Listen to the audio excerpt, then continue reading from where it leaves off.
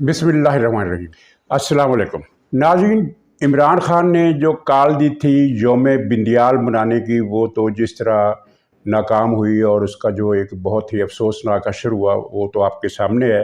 तो उसके बाद अब बिंदियाल साहब ख़ुद मैदान में आ गए हैं और पहली मरतबा किसी चीफ जस्टिस ने पब्लिक में सियासी खिताब किया है और माइनॉरिटीज़ के एक फंक्शन में उन्होंने कुछ ऐसी बातें की जिससे ये अंदाज़ा भी होता है कि वो आवाम का साथ चाहते हैं। उन्होंने अपील की बाकायदा कि अगर आप आइन के साथ हैं तो आपको सुप्रीम कोर्ट का साथ देना पड़ेगा, और फिर कुछ अपने नर्वस होने का मुजाहरा भी किया। उस पर हम बात करेंगे और जिस तनाव में वो नज़र आ रहे हैं उस तनाव की जो वजह है वो भी आपके सामने आ चुकी है। और दूसरा पॉइंट हमारा ये है कि इमरान खान ने पार्टी क़यादत से जो उसके करीबी हल्के हैं उनसे कहा, करीबी साथी जो उनके इजलास में कल ज़मान पार्क में ये कहा है कि हमें बहुत ज़्यादा ज़ोर लगाना पड़ेगा ताकि आवाम को सड़कों पर ले आएँ इन चंद दिनों में, वरना मुझे ये खबर पहुंची है कि इन लोगों ने मुझे नाअहल भी करार दे देना है और गिरफ़्तार भी कर लेना है। अगर आप लोग ना उठे तो मैं मारा जाऊंगा।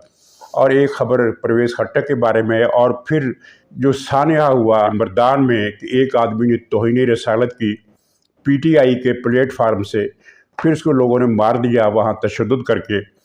तो इस वाक़े को एक आइसोलेटेड वाक़या समझकर जिस तरह बात की जा रही है वो गलत है। ये एक पूरा प्लान है जिसके सबूत मौजूद हैं, जिसके क़राइन मौजूद हैं, और इसमें हुकूमत भी ज़िम्मेदार है कि उसने PTI की तरफ से तौहीन रसालत की वो मुहिम जो कई साल से चल रही है उसका नोटिस नहीं लिया, ये पोस्ट करके कि हम तो सियासत में मज़हब का इस्तेमाल करने के हामी नहीं है। अगर ऐसा है तो फिर पाकिस्तान में जिन लोगों को सज़ा दी जाती है तौहीन रसालत में, उन्हें फिर क्यों नहीं छोड़ दिया जाता? फिर उनको भी आप ख़त्म की कानून ख़त्म कर दें तौहीन रसालत का। अगर आपने तौहीन रसालत का कानून PTI पर लगाना ही नहीं है तो फिर बाकियों पर भी क्यों लगा रहे हैं आप? तो इसके ये सीक्वेंस है वो मैं आपके सामने अर्ज़ करूँगा, पेश करूँगा। और ये सीक्वेंस जो है ये बहुत ही अलार्मिंग है कि किस तरह एक तदरीज से तौहीन रसालत की जा रही है और दो नगमे ऐसे बनाए गए हैं जिनमें इमरान खान को नबी का दर्जा दिया गया है। और बहुत ही ज़्यादा एक वीडियो तो ऐसी है कि मैं उसको आपको दिखा भी नहीं सकता, उसके बोल जो है वो मैं आपको सुनवा दूंगा। तो नाज़रीन, सर फहरिस्त है चीफ जस्टिस साहब, उन्होंने खिताब किया लाहौर में और कहा कि अगर आप आइन के साथ हैं तो सुप्रीम कोर्ट का साथ देना पड़ेगा। गोया कि वो बैसाखी जो इमरान खान इनको नहीं दे सका, इरफान कादिर साहब ने बैसाखी के लफ्ज़ इस्तेमाल किए थे, इमरान खान ने बैसाखी देने की कोशिश की, आवाम ने उसकी कॉल मुस्तरद कर दी और उसका जो इख्तितामी जलसा था उस रैली जहाँ पहुँचकर ख़त्म हुई वहाँ तो जनाब यानी जो सूरत हाल थी वो ऐसा था जैसा किसी काउंसलर का इंतखाबी जलसा हो रहा है, इतना बड़े पैमाने पर वो जलसा था। तो अब बिंदियाल साहब ने ये कहा है कि सुप्रीम कोर्ट का साथ दिया जाए। किसके मुकाबले में दिया जाए? ज़ाहिर है हुकूमत के मुकाबले में। ये तो उनका स्टांस चलिए एक है कि वो हुकूमत के ख़िलाफ़ कोई बड़ा फ़ैसला करना चाहते हैं और PTI वाले अब भी पूरी उम्मीद हैं कि वो किसी वक्त भी बड़ा धमाका कर देंगे। बाद में जो धमाका होगा उसमें तो सारे फिर ही उड़ जाएंगे, वो अलग बात है। लेकिन एक बात उन्होंने जस्टिस कार्नेलियस के बारे में की कि वो ऐसे थे और वो ऐसे थे, मिसाल दी। मिसाल देने का मतलब ये था कि जैसे मुझे भी आप जस्टिस कार्नेलियस ही समझे।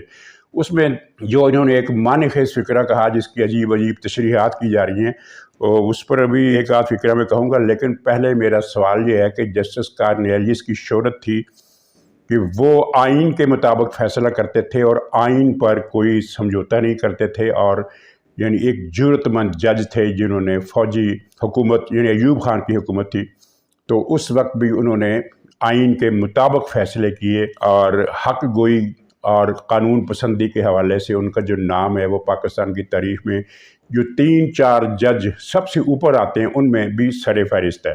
तो लेकिन ये बिंदियाल साहब ने कार्नेलियस का हवाला क्यों दिया? क्या कार्नेलियस साहब भी किसी सियासी जमात के तर्जमान थे? अदालत में बैठकर उस तर्जमान की, उस पार्टी की, अपनी पसंदीदा पार्टी की वकालत करते थे, उसके वकील सफाई का किरदार अदा करते थे? क्या वो भी मज़र ट्रक्का वाला और इस तरह के दूसरे जजों को साथ बिठाते थे और उनके ख़िलाफ़ कोई एक्शन लेने से गुरेज करते थे? اور کہتے تھے کہ یہ جو کرپٹ جج میں نے ساتھ بٹھایا ہوا ہے، یہ دراصل میں نے ایک پیغام دیا ہے، حکومت کو دیا ہے یا کس کو دیا ہے۔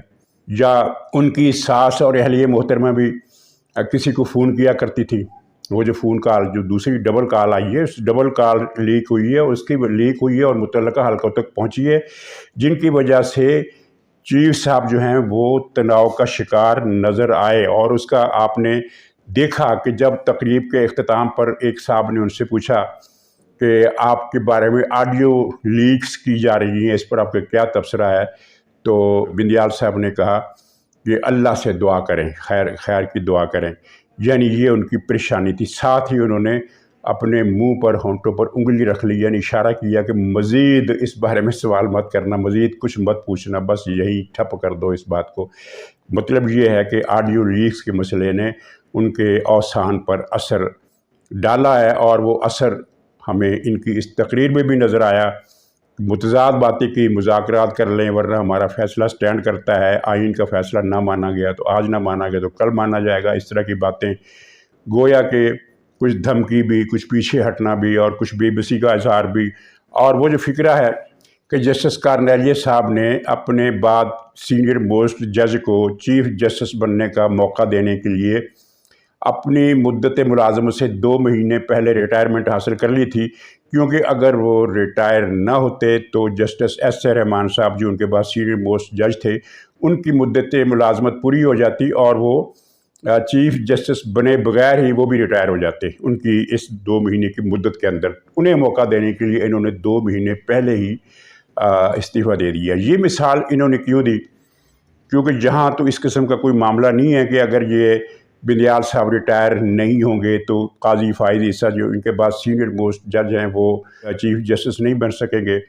یہاں کوئی تک نہیں بنتی، کوئی موازنہ نہیں بنتا، کوئی لوگ اس کی تشریح کر رہے ہیں کہ شاید وہ یہ بتا رہے ہیں کہ میں بھی کارنیلیس کی طرح چلیے اپنے سینئر موسٹ کو موقع دینے کے حوالے نہ صحیح کسی اور حوالے سے 2 مہینے کی قربانی دینے کو تیار ہوں۔ اور کچھ لوگوں نے اس کا کنیکشن جوڑا ہے اس بات سے جو انہوں نے عدالت میں دیے تھے 2-3 دن پہلے، کہ ہم بھی وطن کے لیے، آئین قانون کے لیے قربانیاں دینے کو تیار ہیں۔ وہ قربانی دینے کو تیار ہیں، اور یہاں پھر کارنیلیس کا یہ ذکر کرنا، یہ لوگ اس کو جوڑ کر اس کو مختلف مفاہیم اور معنی پہنا رہے ہیں اور اس کی تشریح کرنے کی کوشش کر رہے ہیں۔ میں کوئی تشریح نہیں کرتا، کیونکہ میرے حساب سے حکومت کو اچھی طرح پتہ ہے کہ بندیال صاحب بہت چالاک، بہت ہوشیار اور ناقابل اعتبار آدمی ہیں۔ یعنی ناقابل اعتبار ہونے کا دیکھیے کہ شہباز شریف صاحب نے جب ان کو 2 جج دیے تو اس وقت کئی وعدے انہوں نے کیے تھے، حلف اٹھا کر کیے تھے یا حلف اٹھانے کے انداز میں کیے تھے، اور اس طرح کیے تھے کہ یہ بات تو اب ختم ہو گئی، یہ ہم اس طرح کریں گے۔ لیکن پھر جب وہ 2 جج، ان کو 3 جج مل گئے، جونیئر جج، میرٹ کے خلاف جج، ہاں یہاں یہ بھی پوچھنا بنتا ہے کہ کیا جسٹس کارنیلیس بھی میرٹ کے خلاف ججوں کی تقرری کرتے تھے، سفارشی جج بھرتی کرتے تھے، ایسے افراد جو جج بننے کے قابل نہ ہو ان کو جج بنا دیتے تھے؟ کیا کارنیلیس صاحب بھی اسی طرح کیا کرتے تھے؟ بہرحال تو لوگ ان کو معنی پہنا رہے ہیں، لیکن انہوں نے جو حکومت سے کیا اور جس طرح پھر باقی معاملات میں بھی کیا، انہوں نے تو آئین بھی ری رائٹ کیا۔ اگرچہ وہ فکرہ ان کا لکھا ہوا نہیں تھا، منیب اختر کا تھا، اس کا خلاصہ یہ تھا کہ اگر اسمبلی کے ارکان ہیں، اگر وہ ووٹ دیتے ہیں تو اس کا فائدہ پی ٹی آئی کو ہوتا ہے تو وہ دیں گے، اگر وہ پی ٹی آئی کو اس کا فائدہ نہیں ہوتا، نقصان ہوتا ہے، تو پھر وہ ڈی سیٹ ہوں گے، نااہل تصور ہوں گے۔ اس شک کا جو انہوں نے آئین میں شامل کی، اس کا عوامی ترجمہ یہی ہے۔ باقی ٹیکنیکل باتیں آپ سمجھتے ہیں، جو ہوا پنجاب اسمبلی کے الیکشن میں، اس سے پہلے جو فیصلہ دیا گیا وہ بھی آپ کے سامنے ہے۔ تو تناؤ کی ایک وجہ 2 دن پہلے سب کو معلوم ہو چکی ہے کہ ایک آڈیو سنوائی گئی چیف صاحب کو کہ یہ ہے آپ کی بیگم کی کال عمران خان کو جو کی گئی تھی، اور اس میں بیگم صاحبہ کہہ رہی ہیں کہ اگر ہم آپ کے حق میں یہ فیصلہ اس طرح کا دے دیتے ہیں تو اس کے بدلے میں آپ ہمیں کیا دیں گے۔ یہ آڈیو ان کو سنوا دی گئی، اور وہ بیوی صاحبہ جو تھی وہ کس کے بہاف پر یہ عمران خان سے سودے بازی کر رہی تھی کہ ہم آپ کے فیور میں یہ کریں گے، آپ ہماری فیور میں کیا کریں گے۔ تو یہ جب سنوائی گئی تو انہوں نے رپورٹ کے مطابق حامد خان جو پی ٹی آئی کی وکیل رہنما ہے، ان سے کہا کہ اب میں کیا کروں، یہ تو پھنس گیا ہوں میں۔ انہوں نے کہا کہ جناب آپ مکر جاؤ، آپ کہو کہ یہ میری بیگم ہے ہی نہیں، یہ اس کی کال ہے ہی نہیں۔ انہوں نے کہا بالکل ٹھیک ہے، یہ بات بالکل ٹھیک ہے۔ تو یہ کال بھی پکڑی گئی اور چیف صاحب کو یہ بھی سنوا دی گئی۔ اس کے بعد سے ان کے جو حواس ہیں وہ غیر متوازن ہیں، ایک ہی سٹنگ میں مختلف باتیں کرتے ہیں، اور چہرے پر گھمبھیرتا جو ہے وہ ان کے ظاہر عدالتی کارروائی میں تو فلم نہیں بن رہی ہوتی، لیکن یہ اس تقریب کا جو خطاب تھا اس کی پوری فلم ویڈیو موجود ہے، تو چہرے پر وہ تناؤ، دباؤ، ایک خوف، ایک احتیاط وہ آپ کو نظر آ جائے گی۔ یہ خبر جو میں نے بتائی نا آپ کو آڈیو لیک ہونے کی، یہ 2 دن پہلے اسد طور صاحب نے اپنے پروگرام میں لیک کی تھی، اور اس کے بعد پھر یہ پاکستان کے ہر اس شخص تک پہنچ گئی جو اس معاملے میں قریبی طور پر دلچسپی لے رہا ہے۔ تو ناظرین، عمران خان نے کل اجلاس میں کہا کہ مجھے رپورٹیں ملی ہیں، پتہ نہیں اس کو رپورٹیں کیسے ملتی ہیں، کون دیتا ہے۔ وہ پہلے والا جو ایک معاملہ تھا وہ تو خیر ختم ہو گیا، کہ جب وہ یہ کہتا تھا کہ مجھے فوج کے اندر سے کچھ لوگ خبریں پہنچا رہے ہیں، وہ تو خیر سارا جو ڈھابہ تھا اڑا دیا اگلوں نے۔ تو اب کون خبریں دے رہا ہے؟ بہرحال اس نے کہا کہ مجھے پکی خبریں ملی ہے کہ مجھے نہیں چھوڑا جائے گا، مجھے انہوں نے گرفتار بھی کرنا ہے، مجھے انہوں نے سزا بھی دینی ہے، مجھے انہوں نے جیل میں بھی ڈالا ہے، اور اب بچاؤ کا ایک ہی طریقہ ہے کہ ہم پوری قوت سے احتجاج کریں۔ اس سے پہلے بھی یہ بات ملتی جلتی کر چکا ہے کہ ہمیں سڑکوں پر آنے کے سوا کچھ چارہ نہیں، لیکن اس مرتبہ کل اس نے صرف یہ نہیں کہا کہ سڑکوں پر آئے بغیر کوئی چارہ نہیں ہے، بلکہ یہ ہے کہ ہمیں پوری قوت سے سڑکوں پر نکلنا پڑے گا، تبھی بات بنے گی۔ تو اس پر جو فضا تھی وہ عمران خان کے لیے مایوس کن تھی، کیونکہ عمران خان کو یہ یقین کسی نے نہیں دلایا کہ ہم پوری قوت سے نکلیں گے، بلکہ یہ کہا کہ کوشش کریں گے، ہاں نکلیں گے، ضرور نکلیں گے۔ لیکن ایک دن پہلے یہ جو یوم بندیال تھا اس کی بری طرح ناکامی، یعنی اس حد تک ناکامی ہوئی کہ پاکستان کے چند شہروں کے سوا کہیں لوگ نکلے ہی نہیں، اور لاہور میں جو تھے وہ ریلی کی تعداد جو تھی وہ یوم مئی کی ریلی سے بھی بہت کم تھی، بہت ہی کم۔ اور اس کا تو خیر مختلف لوگ تباہ بھی لگا رہے ہیں۔ حفیظ اللہ نیازی صاحب نے کہا کہ یہ پہلی ریلی تھی کسی بڑے لیڈر کی جو تنگ گلیوں میں اس کو ڈال دیا گیا، تاکہ وہ تنگ گلی میں جب 500 کا بھی جلوس نکلے تو ساری گلی بند ہو جاتی، یعنی ان کو یہ جرت نہیں ہوئی کہ بڑی بڑی شہروں پر یہ اپنا مظاہرہ کر سکتے۔ مال روڈ سے لکشمی گئے اور وہاں سے پتہ نہیں کون سی گلی میں گھس گئے کس طرح، اور بڑی سڑکوں پر جو ان کا حال تھا وہ ڈرون کیمروں نے دکھا دیا۔ تو اس حوالے سے ظاہر ان کی مایوسی بڑی ہے۔ اور ایک رہنما نے یہ کہا کہ جناب اس میں تو کوئی شک نہیں، عوام ہمارے ساتھ ہیں، لیکن اس میں شک ہے کہ وہ سڑکوں پر نکلیں گے کہ نہیں نکلیں گے۔ اب ان کو تاریخیں ڈرا رہی ہیں، 8 تاریخ آج کی وہ بھی ان کو ڈرا رہی ہے، 10 تاریخ بھی ڈرا رہی ہے، 11 تاریخ بھی ڈرا رہی ہے۔ میرا تو خیال ہے کچھ بھی نہیں ہونا اس کے ساتھ انٹرویو میں، کیونکہ معاملہ عدلیہ کی وجہ سے کافی لیٹ ہے، لیکن یہ ڈرا ہوا ہے، یہ ڈرا ہوا ہے۔ اور ویسے اب سوچنے کے بعد یہ کہ ڈسٹرکٹ سیشن جج نے توشہ خانہ کیس میں اس پر فرد جرم لگانے کا اعلان کر دیا، 3 دن ہو گئے، اور ابھی تک سپریم کورٹ یا اسلام آباد ہائی کورٹ کی طرف سے اسٹے آرڈر نہیں آیا، نہ ہی اس جج کا تبادلہ کیا گیا۔ یہ بات البتہ قابل غور ہے۔ تو یہ زمان پارک کے اندر کی پریشان کن صورتحال جو معلوم ہوئی ہے وہ میں نے بتا دی کہ یہ انہوں نے اب پارٹی رہنماؤں کو صاف الفاظ میں بتا دیا ہے کہ مجھے مخبری ہو گئی ہے، اگر ہم بڑی پوری قوت سے زیادہ زور لگا کر سڑکوں پر نہ آئے تو میں مارا گیا۔ ناظرین، پرویز خٹک کے بارے میں کچھ اس طرح کی اطلاع ملی ہے، یہ جو BRT کا جو کیس انہوں نے کھولنے کا اعلان کیا ہے، تو پرویز خٹک بہت پریشان ہے، کیونکہ اس میں بہت بڑا گھپلا، اربوں روپے کا، تقریباً 1.25 خرب روپے کا گھپلا چند لوگوں نے کیا۔ ان چند لوگوں میں جو سرفہرست ہے، یعنی جس کو آپ سرتاج کہیے کرپٹ لوگوں کا، وہ پرویز خٹک تھا۔ تو پرویز خٹک کو پتہ نہیں کیا مخبری ہوئی ہے، اسے کچھ اس طرح کی اطلاعات پہنچی ہیں کہ یہ جو مسئلہ ہے نا تحقیقات کا، اس میں تم پھنسو گے، تم مارے جاؤ گے۔ تو اس نے اوپر ایک پیغام بھجوایا ہے کہ اگر آپ کہیں تو میں پیپلز پارٹی میں شامل ہونے کو تیار ہوں، اس کیس سے تو میری جان چھڑوائیں۔ یہ بالکل صحیح خبر ہے، اور کچھ لوگوں کا کہنا ہے کہ پرویز خٹک کسی بھی وقت PTI چھوڑ کر پیپلز پارٹی میں شامل ہو جائے گا، لیکن اس کا انحصار اس بات پر ہے کہ نیب کی کارروائی آگے چلتی ہے کہ نہیں چلتی، کیونکہ اس سے پہلے نیب نے جو کارروائی کی تھی، اب صوبائی حکومت کر رہی ہے، تو نیب نے جو کارروائی کی تھی اس پر سپریم کورٹ نے اسٹے دے دیا تھا، 1 سال ہو گیا۔ وہ اسٹے ابھی تک ختم ہی نہیں ہوا، نہ خارج ہوتا ہے، نہ اس کی درخواست سنی جاتی ہے، نہ کوئی اور کارروائی ہوتی ہے۔ تو ہو سکتا ہے اس مرتبہ ایک اسٹے اور آ جائے، جیسے کہ میں نے پہلے بھی کہا توشہ خانہ میں آ سکتا ہے، تو اس میں بھی آ سکتا ہے۔ اگر اس میں آ گیا تو پھر تو پرویز خٹک کو پیپلز پارٹی میں جانے کی ضرورت نہیں، لیکن پیپلز پارٹی سے اس رابطے کی جو بالواسطہ کیا گیا، پرویز خٹک نے خود نہیں کیا اپنے، اس کے 6 فیملی ممبر ہیں اس وقت قومی اور صوبائی اسمبلیوں میں۔ قومی اسمبلی میں تو چلیے استعفے وغیرہ ہیں اور صوبائی اسمبلی ٹوٹ گئی ہے، لیکن 6 ان کے جو سمجھیے کہ سابق جو ارکان پارلیمنٹ تھے ان میں سے 6 پرویز خٹک کے تھے۔ تو بالواسطہ رابطہ تھا، اس بالواسطہ رابطے کی رپورٹ عمران خان کو بھی مل گئی ہے، اور صرف پرویز خٹک کے بارے میں نہیں بلکہ کچھ اور رہنماؤں کے بارے میں بھی عمران خان کو یہ رپورٹ پہنچا دی گئی ہے کہ یہ اسٹیبلشمنٹ کے ساتھ رابطے میں ہیں۔ باقی اسٹیبلشمنٹ جو ہے وہ اس کا جواب نہیں دے رہی۔ یہاں میں ایک چیز نوٹ کرا دوں کہ میں نے ایک پروگرام میں کہا تھا کہ پاکستان کی تاریخ میں پہلی مرتبہ اسٹیبلشمنٹ سیاست سے کنارہ کر گئی ہے، پہلی مرتبہ، اور وہ میں نے اس کی تفصیل بھی بتائی تھی۔ تو اس پر مجھے لوگوں نے کمنٹس بھی کیے، فون پر بھی بات ہوئی کہ سیاست تو کر رہی ہے فوج، یہ کردار ہے، یہ کردار ہے، یہ کردار ہے۔ تو اس پر انشاءاللہ کسی اگلے پروگرام میں تفصیل کے ساتھ بات ہوگی۔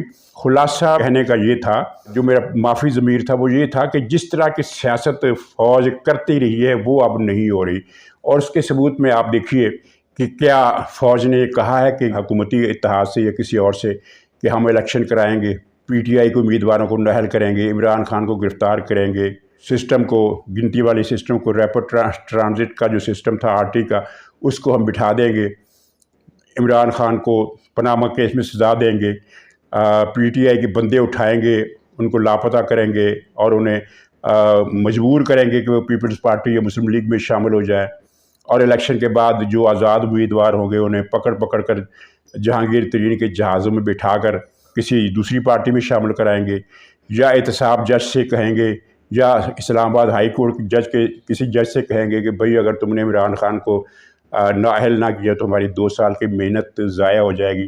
اگر فوج اس طریقے سے سیاست میں شریک ہوتی تو 1 سال سے جو تماشا چل رہا ہے کہ ادھر عمران خان یا کسی پی ٹی آئی کے رکن کے خلاف کیس آیا، ادھر عدالت نے اسٹے آرڈر دے دیا یا ضمانت دے دی یا حکم جاری کر دیا کہ سرے سے اس کیس کی تفتیش ہی نہ کی جائے۔ کیا یہ ہو سکتا تھا؟ 1 سال ہو گیا، عمران خان پر کتنے کیس ہیں، عمران خان باہر گھوم رہا ہے۔ کیا فوج مداخلت کرے تو کسی جج کی یہ جرت ہے کہ وہ ضمانتیں دے، اسٹے دے؟ یہاں تو آپ دیکھ رہے ہیں کہ عدلیہ میں جج حضرات جو، اور وہ بھی سپریم کورٹ کے جج حضرات، ہائی کورٹ کے بھی، سپریم کورٹ کے بھی، وہ عمران خان کے وکیل صفائی بن کر وہاں ڈیوٹی دیتے ہیں اپنی عدالتی کارروائی کی۔ تو مطلب یہ ہے کہ فوج اوپنلی کسی سیاسی کردار سے تائب ہو گئی ہے، وہ پیچھے ہٹ گئی ہے، وہ نہیں مداخلت کر رہی۔ لیکن یہ کہ اگر وہ ٹی ٹی پی کے خلاف کارروائی کرتی ہے یا ان لوگوں کے خلاف کارروائی کرتی ہے جو اپنے ولاگز میں حکومت کو نہیں، فوج کو گالیاں دیتے ہیں اور پاکستان کو گالیاں دیتے ہیں، تو اسے آپ چاہیں تو کہہ لیں کہ سیاست میں وہ حصہ کردار ادا کر رہے ہیں، لیکن یہ اتنا باریک، اتنا چھوٹا سا کردار ہے کہ ماضی کے مقابلے میں ہم یہ کہہ سکتے ہیں کہ یہ تو بالکل غیر سیاسی لوگ ہیں۔ ناظرین، مردان میں جو قتل ہوا وہ آپ سارا قصہ آپ نے سن لیا۔ تو میرا تو مقدمہ یہ ہے کہ یہ جو واقعات ہیں انفرادی نہیں ہیں، یہ ایک اسکیم کا حصہ ہیں۔ اس پر انشاءاللہ میں تفصیل سے بات کروں گا۔ آپ مجھے بتائیے کہ 4 سال سے ایک منظم طریقے سے جو باتیں کی جا رہی ہیں، جن میں زبان کی پھسلن کا ایک بھی واقعہ نہیں ہے، وہ کیا کسی منصوبے، کسی پلاننگ کے بغیر ہو رہی ہیں؟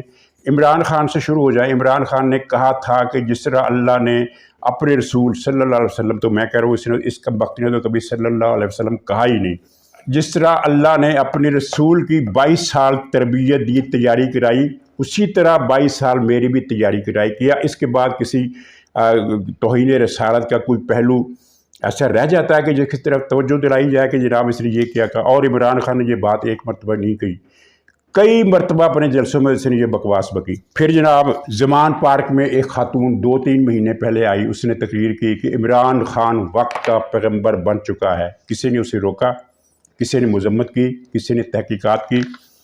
پھر جناب وہ ایک مرتد، وہ قوال ہے کہ پتہ نہیں کیا ہے، نعت خان ہے، اپنے آپ کو نعت خان کہتا ہے، لیکن جو رسول کوئی نہیں مانتا وہ کاہے کا نعت خان، جو قرآن کوئی نہیں مانتا اس نے یہ پچھلے سال بکواس کی ملا طارق جمیل کو سامنے بٹھا کر کہ عمران خان کی تقریر سننا لیلۃ القدر کی عبادت کرنے سے افضل ہے، لیلۃ القدر کا کیا ہے وہ تو آتی رہتی ہے۔ پھر ایک لیڈر نے ٹی وی پر بیٹھ کر کہا، پی ٹی آئی کے ایک لیڈر نے، کہ اللہ کے بعد عمران ہے۔ پھر ایک عورت آئی، اس نے کہا کہ ہم زمان پارک میں عمران خان کی عبادت کرنے کے لیے آتے ہیں۔ عبادت سے کیا مطلب ہے؟ پھر وہ علی محمد خان جو درود شریف پڑھ کر جھوٹ بولتا ہے، یا جب بھی اس نے جھوٹ بولنا ہوتا ہے درود شریف پڑھتا ہے، اس نے یہ بکواس کی کہ قبر میں پہلا سوال عمران خان کے بارے میں ہوگا۔ اچھا، یہ عمران خان خود قبر کو سجدے کرتا رہا۔ چلیے، عمران خان کے بہت سارے واقعات ہیں اور اس کے پیروکاروں کے بہت سارے واقعات ہیں۔ ایک آدمی نے یہ کہا تھا کہ ہم عمران خان کو اللہ وقت کا پیغمبر مانتے ہیں، یہ جلسہ عام میں کہا اس نے، جلسہ عام میں، وہ بھی آپ نے آڈیو ویڈیو دیکھی ہوگی۔ اب پچھلے دنوں ایک نغمہ ریلیز ہوا کہ یاد رکھو کہ قرآن میں سورہ عمران بھی ہے۔ سورہ عمران تو قرآن میں کوئی نہیں ہے، آل عمران ہے، حضرت موسیٰ آل عمران کی صورت کو اس نے سورہ عمران بنا دیا، یعنی ذہن میں یہ چیز نقش کرانے کی کوشش کی کہ عمران خان کا نام تو قرآن میں بھی ہے۔ دماغی خرابی ہے، لیکن پی ٹی آئی کے لوگوں کو آپ کیا کیجیے گا، وہ تو مان لیتے ہیں، وہ تو کہیں گے کہ ہاں جی 14 سال پہلے اللہ تعالیٰ نے قرآن پاک میں عمران خان کا ذکر کر دیا تھا، تو ان کا کوئی کیا بگاڑ لے گا۔ پھر وہ ابلیس زیادہ، وہ 8-10 سال کا بچہ جس نے یہ بکواس کی اس ناپاک بچے نے کہ موازنہ کیا عمران کا اور حضور کا اور دونوں کے والدین کا، اور اس پر ابو فیصل جاوید نے بھی معذرت کی ہے۔ اور فیصل جاوید وہ ہے جس کو ان چیزوں کا انجینئر کہا جاتا ہے، کہ ان ساری وارداتوں کے پیچھے فیصل جاوید کا ہاتھ ہے، یہ کہا جاتا ہے۔ اور اس ناپاک بچے نے جو بکواس کی، اس کی فیصل جاوید، سواتی اور وصوری، یہ تینوں نے داد دی تالیاں بجا کر۔ اب یہ وضاحت کر رہے ہیں۔ تو ناظرین، اب جو نیا نغمہ ریلیز کیا گیا ہے، ویڈیو میں آپ کو نہیں اس میں شامل کروں گا، کیونکہ جناب اس میں ایک ایسی جسارت کی گئی ہے کہ وہ تو خدا معاف کرے، یعنی جہاں جہاں عمران کا ذکر ہے وہاں اس کے آگے سواد لگایا ہوا ہے۔ آپ سمجھ رہے ہیں نا؟ تو اگر میں دکھاؤں گا تو وہ کفر کا وبال جو ہے مجھ پر بھی بہت زیادہ آئے گا۔ لیکن بہرحال اس میں ایک مصرع سن لیجئے۔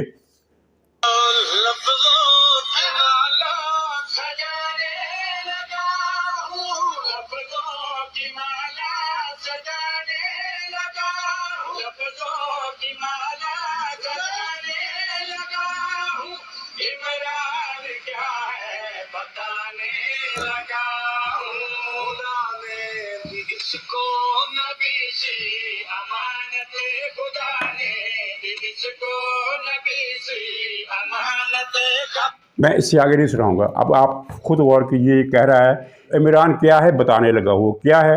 خدا نے اس کو نبی جیسی امانت دی۔ نبی، اس سے آگے چل کر اور بھی بکواس والے مصرے ہیں۔ خدا نے عمران کو نبی جیسی امانت دی، یہ وہی بات جو کل مارا گیا مردان میں، اس نے بھی یہی کہا تھا۔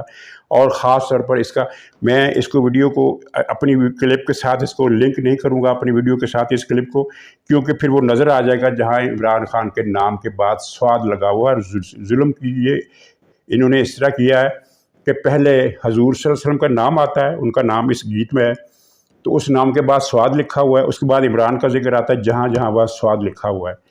تو یہ عذاب کہیں پورے پاکستان پر ہی نہ آ جائے ان کمبختوں کا۔